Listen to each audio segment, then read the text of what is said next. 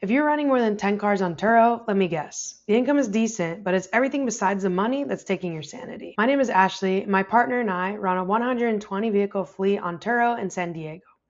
I'm not a software person. I'm an operator, the same as you.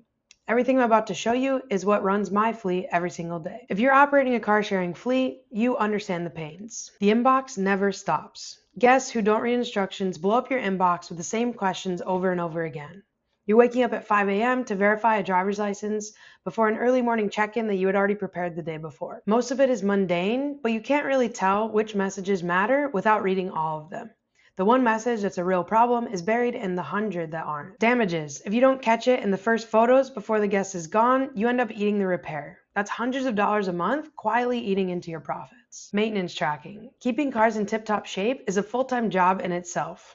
Meanwhile, Turo continues to make stricter maintenance requirements, leading to many cars being permanently removed from the platform in the chaos. And the big one, you don't actually know which of your cars make money. At least not your true profitability after depreciation and operating expenses. At 20 cars, this is a 20 to 25 hour a week job. Nobody tells you that when you buy your second car. Trying to manage all of this while working another job almost drove me crazy.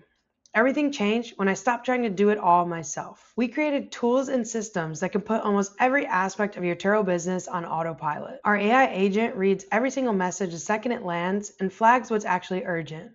My VA team, people who are already trained in Turo, handle the responses 24 hours a day. I only see what truly needs me. My AI agent flags maintenance concerns and turns them into actionable steps to get the car back on the road. When I get a damage, I snap a few photos. In about a minute, I've got a guest-ready estimate. I send it and I actually get paid, instead of eating it or having to escalate to Turo when the damage is far under my deductible. Numbers. This is the one that really changed how I run my business. True profit per car after depreciation and operating expenses. I can see which cars to keep and which cars to sell. This isn't just theory. One of our operators turned his Turo notifications completely off. Another recovered an $11,300 payout on a Tesla he wasn't even sure how to claim. Across our hosts, our AI agent has monitored and triaged over 150,000 messages and helped hosts recover over $100,000 in damage claims. People ask me, why not just hire a VA?